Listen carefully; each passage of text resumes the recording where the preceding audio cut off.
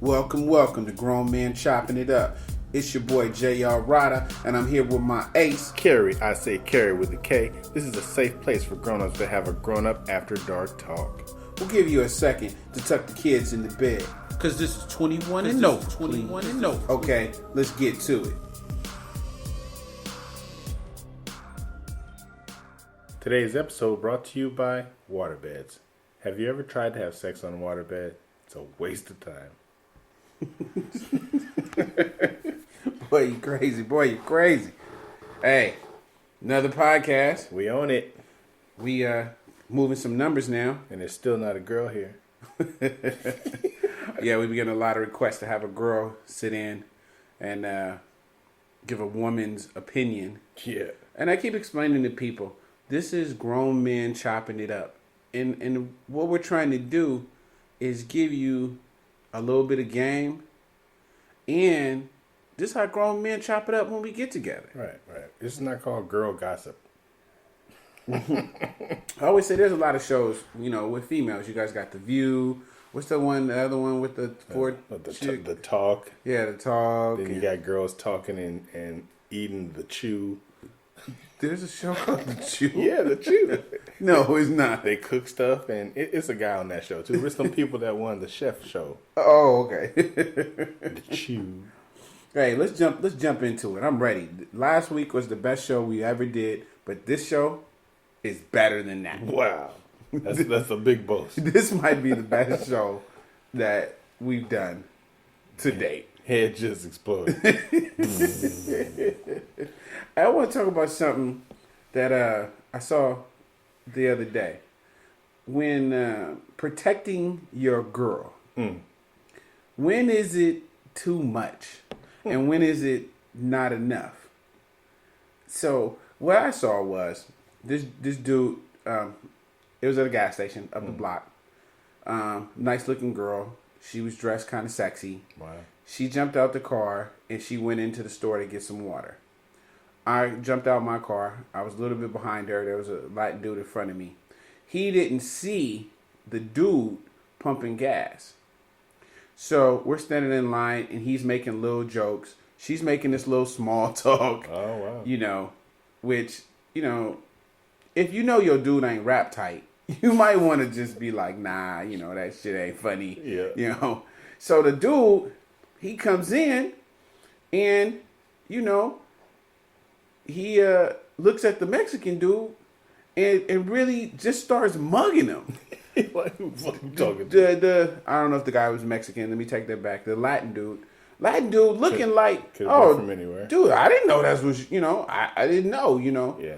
And so to me, he looked real dumb. Yeah. I just think that protecting your girl, you had a story about protecting your girl when you guys went up to Kaiser, which made me with the security guard. Oh, you want me to tell my story? Yeah. I'm busting you out. Oh man. And not too many people know this story. No, not too many people. Hey, if you put this one out there, you can't take it back. Yeah, I know. I got to say it the right way. 'Cause, he ended up calling me like, you lied, man. You didn't say that. So anyway. But you sure you want to tell the story? Yeah. We keep it real on the show. I ain't said nothing that he can't hear. Okay. That's what we keep it 100. Yeah, this is real stuff. So anyhow, my girl used to go to school with this dude, and high school, long time ago. So they have a history. They know each other. They might have even dated. Who knows? Whatever. Who knows? Every time she go to Kaiser, because we go to Kaiser, and we basically got the same doctor. All right, let's take Kaiser out. Every time she goes to the doctor. We ain't getting paid by them. Huh? Yeah, we ain't getting paid. So every time we go to the doctor, he's a security guard there. Oh, he works there. Yeah. Let's Oh, yeah. This nigga's a security guard. So he's one of the employees in the building. Yeah, he's an employee in the building. In this huge campus. So every time she's not with me, or he sees us not together, he say something slick to her, like, oh, he's sure growing into them jeans, or, what I'm saying? So I'm like, well, your weight, you looking good with that weight. What's going on?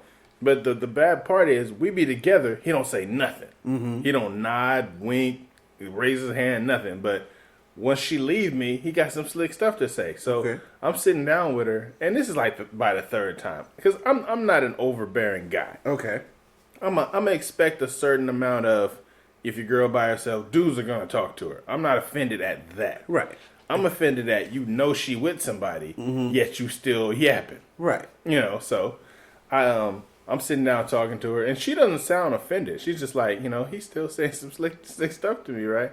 I said, you know what? I'm gonna go nip this in the bud right now. So you put on your cape. You know what I'm saying? Put my cape on real tight. But see, I brought it to him like this. I walked outside. She looking through the window like, uh-oh. Because she hadn't seen me in this mode before. Okay, so you in beast mode. You know what I'm saying? I'm in beast mode. I'm walking through him. I'm like, what am I going to say to this guy? Because I'm not afraid of a fight, but I don't want it to get to that point right now. This is me just letting them know. Right.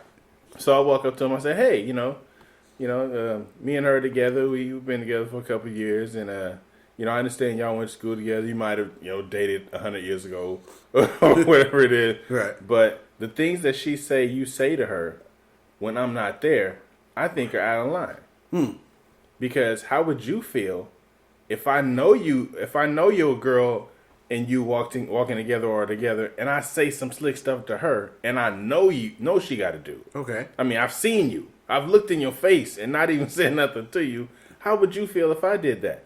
I feel some kind of way, right? So he answered you like a regular person. Yeah, because I'm walking up to him like I'm coming at him like a man, like a grown man. I'm not talking down to him because I don't want this to be looked at the wrong way. Okay. I want him to get what I'm saying. You just want to check him in a nice way. Yeah, you know what I'm talking about. And I've checked a few dudes in my life, so I just tell him, hey, that don't seem cool, but. Here's the proposition. I don't want you to say nothing to her no more. Ooh.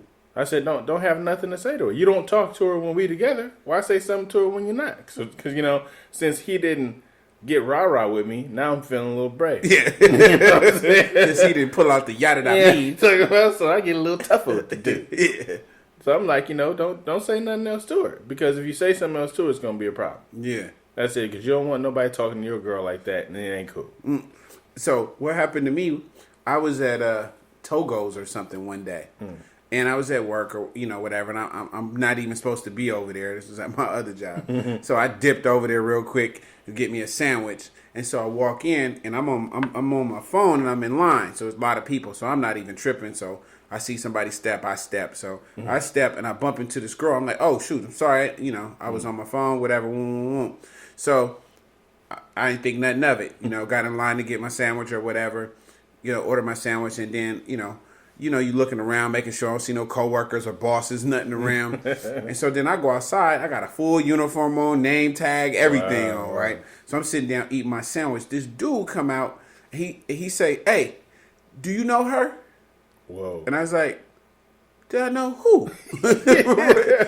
Right? Yeah, like, who is her? Wait, who is you? And so he says, yeah, well, that's my girl. You know what I'm saying? I saw you staring at her, and, you know what I'm saying? I just want to let you know that that's my girl. Wow. I said, what? Wow. Like, it took me a few minutes because I didn't even know what he was saying. Right. So I'm like, huh? And so I said, what is you talking about? And so he was like, man, that's all. I said, do you got a problem with me? Right? Like, because I'm really shocked. So I start standing up and taking off my jacket, right? Because I don't even know who he's talking about first. Turn it up or not. Right. So I got the uniform on, name tag, right? And it's an old black lady there. Wow. So she stands up and she says, go on, baby, sit down. Go on, sit down. He just ignorant. Wow. And so then he goes back in the restaurant and closes the door. And I was like, I was really feeling some type of ways. Wow. But I want to see this girl. Right, it took me so long because I didn't understand what he was saying. Mm-hmm. But okay, this is the other part about it.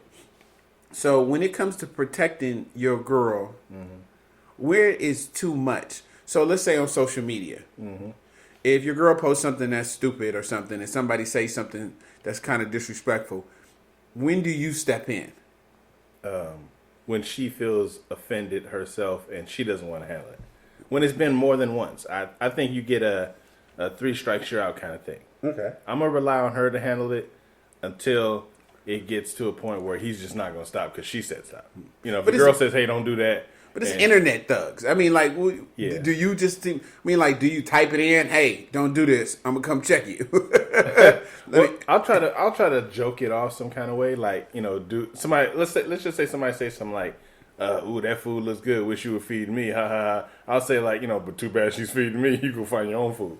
I'll joke about it. I'm not gonna say, what if she posts a picture and he like, damn, that ass looking fat.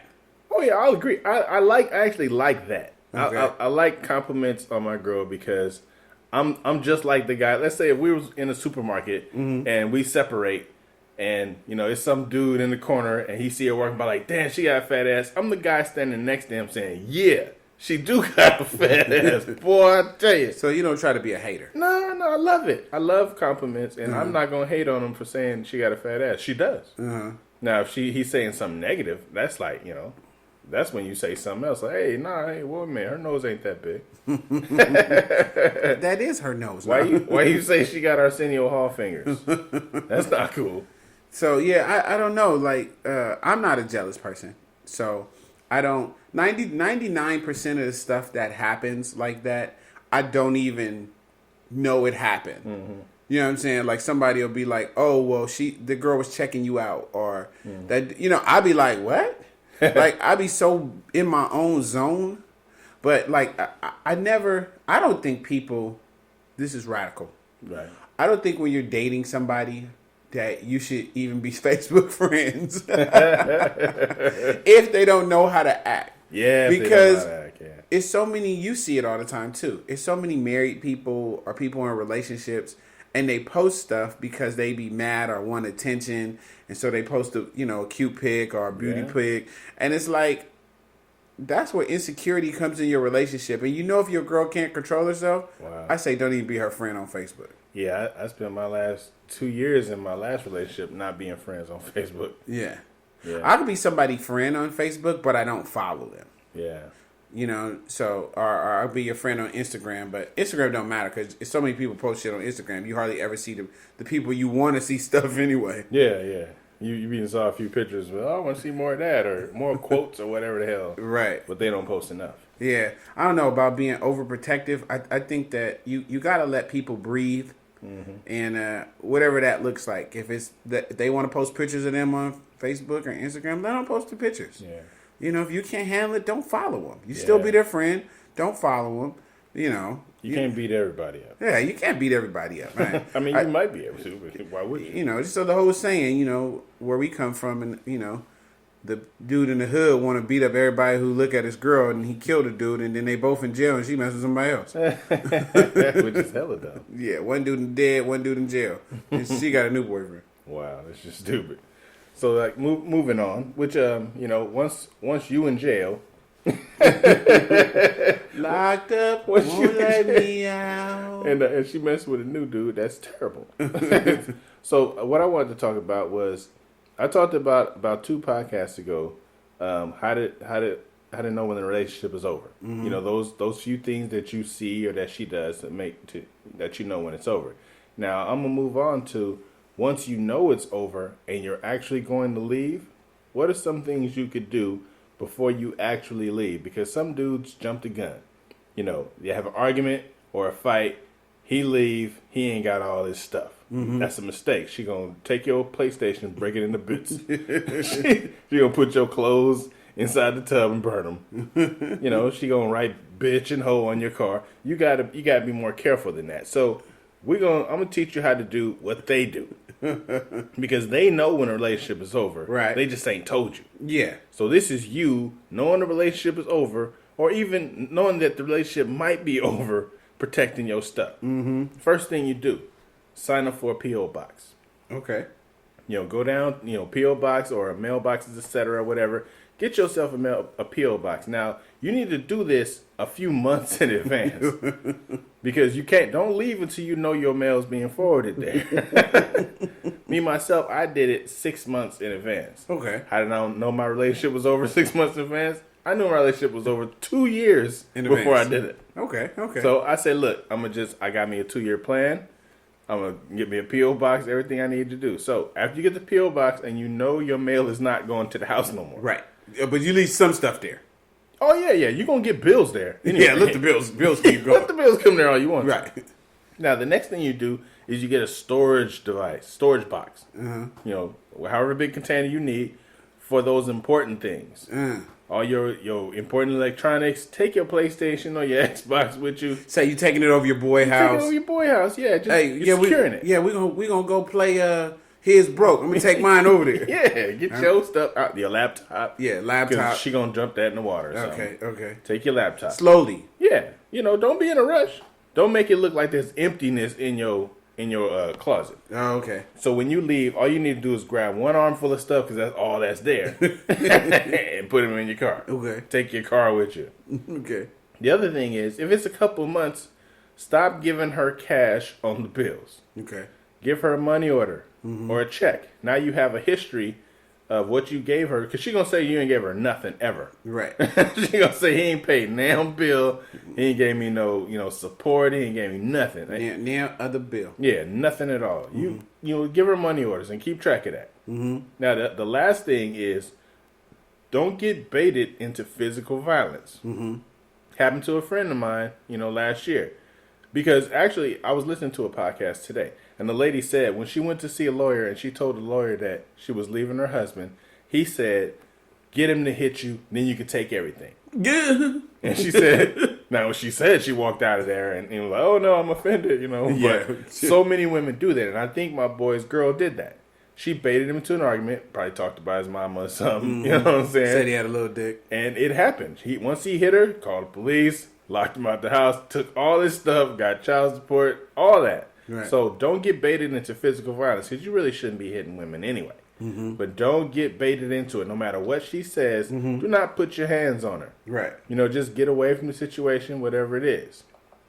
The other thing is, if you know a year or so in advance, get your kids ready. You know what I'm saying? Boot camp. Exactly. Daddy might not be in this house, but we're going to always see each other. It's going to be me and you against the world. I'm not leaving you. I'm leaving her. So let them know that whatever happens, they didn't do anything wrong. Daddy's going to love you. Mommy's going to love you. We're just not going to be together. Right. So those are a few steps you can do before you actually leave the house. When you leave the house, you ain't got nothing else there. Everything you own is in your hands. You take it out to your car and you leave. Yeah. Hey, that's real talk. When I left my long-term relationship, I did it the sucker way. Wait, so, she was at work? Yeah. So, but wait till you hear my story. So we had been arguing, and I knew our relationship was over when we argued about turn right.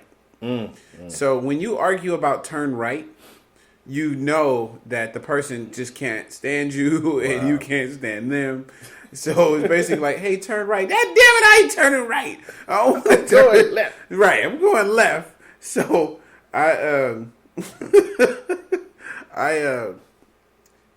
we went to work like normal, got up, got dressed, but I had already, like you said, I had planned it out. Yeah. I knew where I was going to go, everything. So we both went to work, see you later, bye. Gave a little dry kiss on the cheek. Mwah. So drove off, whatever. So I drove up the street, around the corner, and doubled back. Wow. And here goes the funny part. So I loaded everything I owned into my car at the time. And on the last load, locked my keys in the car, in the house. Damn. So on part of my getaway, I locked my keys, and I had to call Raj. I called Raj. He came down and helped me break in the house to get the last load and my keys. See. And that's how I escaped. After that, it taught me to never live with anybody under their lease only. Yeah. Like, so, no. We gonna be in my shit. Yeah. So you can get mad and leave all you want. And you ain't gotta leave. I don't want to break none of your stuff. I don't want none of it, you know. But yeah, it taught me a valuable lesson. Yeah, anytime they can tell you to get out, there's something wrong with that. Yeah, you gotta keep the power in your relationship. Right, because I know when I finally left, I've been paying the rent and everything, and when we went to court, it's like, he ain't paid no rent. I mean, they get the lying on you so bad. But the thing for me is I kept receipts. So keeping receipts and logs and everything. Everybody that we paid a bill to knew me personally. The manager knew me personally. The teachers at the school, the principal. I had a relationship with everybody because I made sure that my getaway was going to be clean. Mm-hmm. You know, whenever she told a lie on me, I had a backup. Pow, that ain't true. Bang. Yeah. You know, she said he never went on field trips with the kids. Bang, here's pictures. Oh, you want to email the teacher? I got the teacher's email. You know what I'm saying? I was clean. Hey, that's real talk. Mm-hmm. Hey, let's switch gears. You're making me depressed. How do I? All right. Okay, so look, this is what I want to go into. This is a deep one. Is porn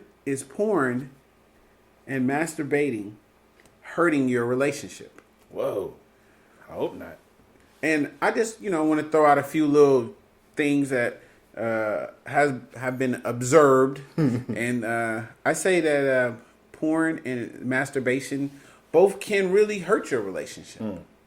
And the reason why I say that is, I'm just go down my list. Is that cool? That's cool. All right. Like one would be a fake reality.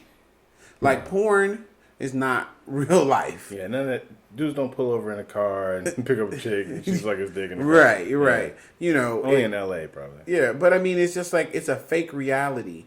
And for people who want a fake reality, then you're in a real relationship. It's like some letdown, some like it just doesn't compare. Yeah, and she probably don't look like that. Right. And then the second one is unreal expectations. Like most women can't go to work, pick up the kids, cook dinner, suck your dick for 2 hours, ride it, let you fuck her in the ass, shoot it all in her back.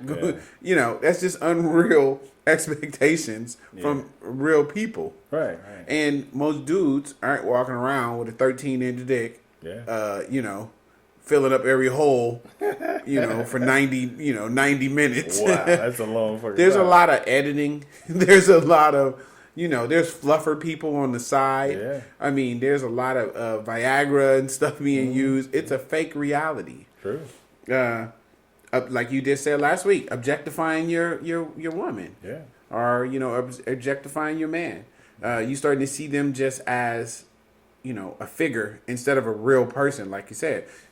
She just went to work all day and was on her feet, and now you want her to come home and act like a porn star. Yeah. Put on that little lace number. Right.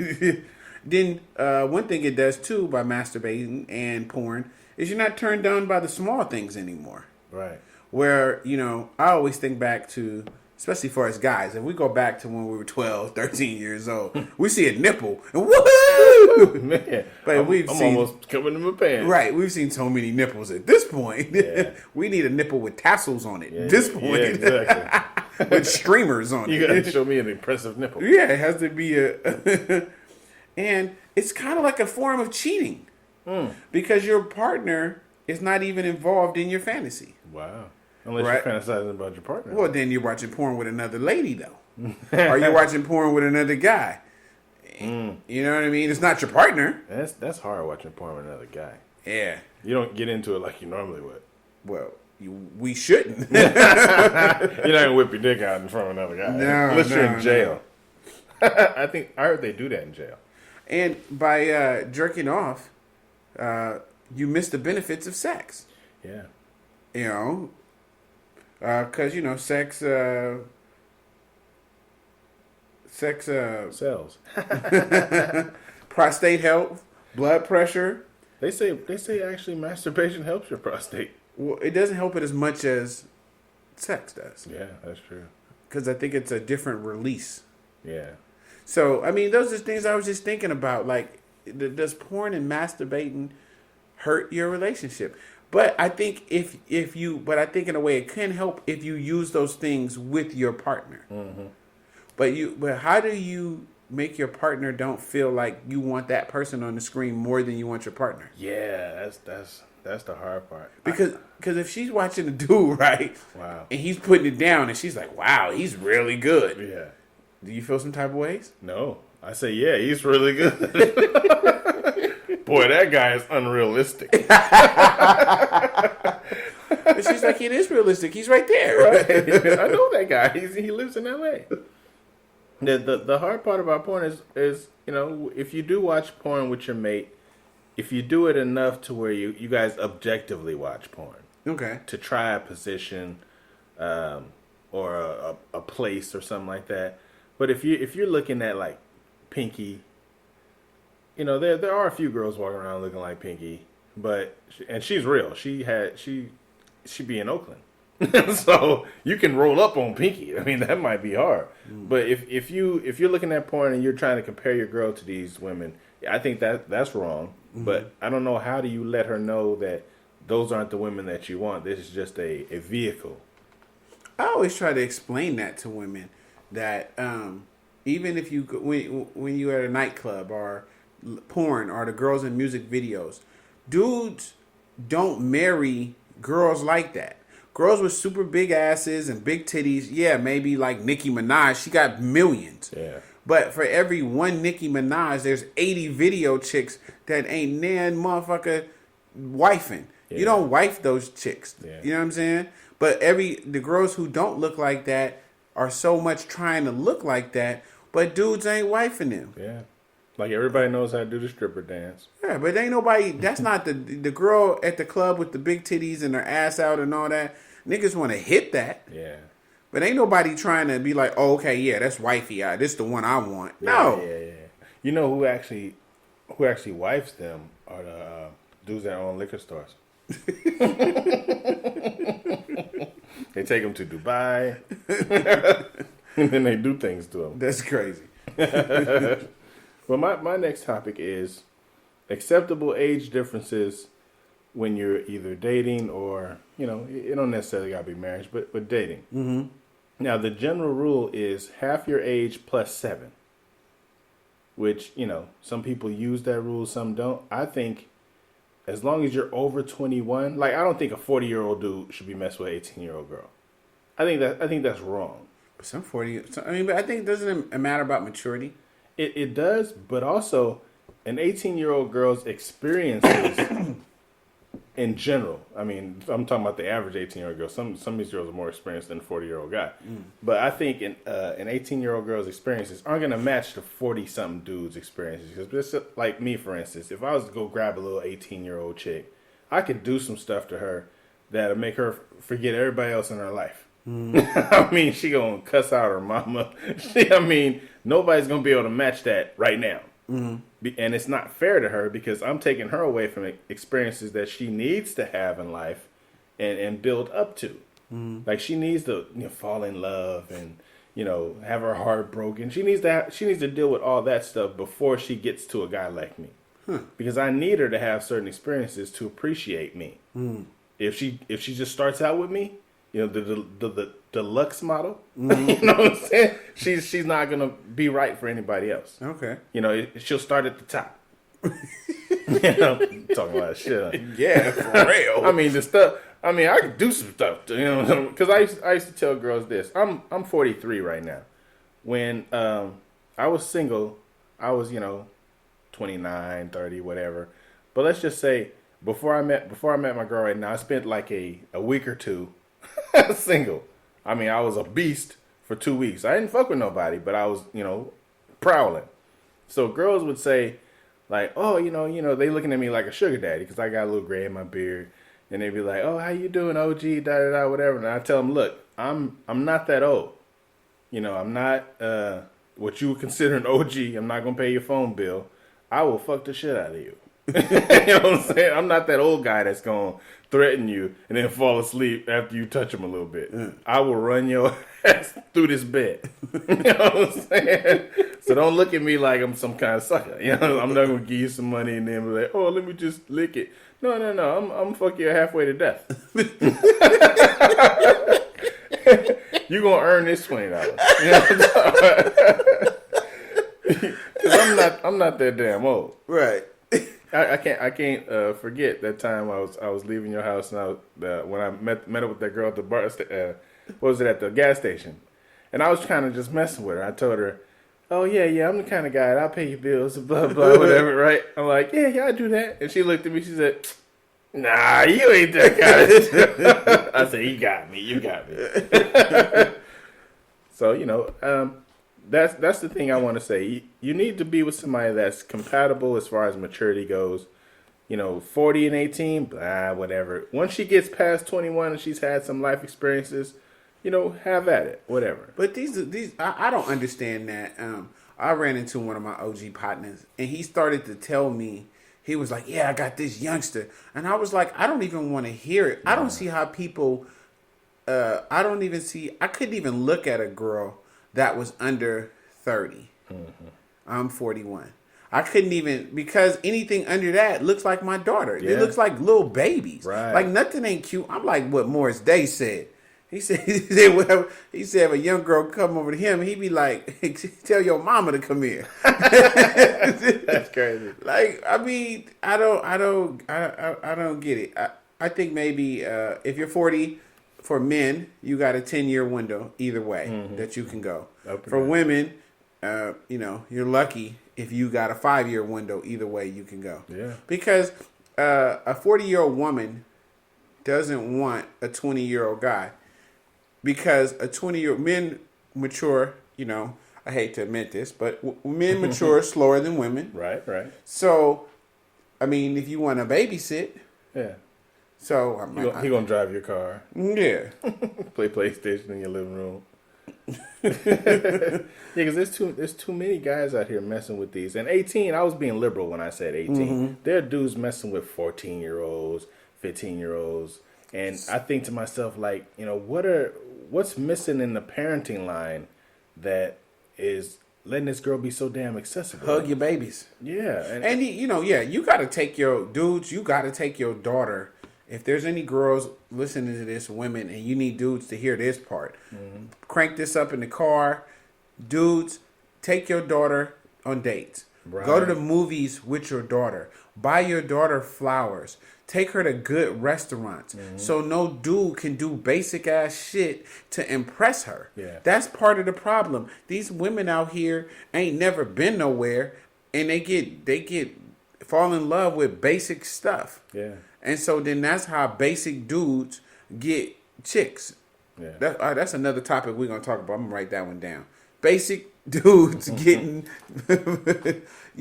dating out of their range. A lot of dudes be lucking up on. There's a few women that I know that I consider to be my friends, and their dudes lucked up on them.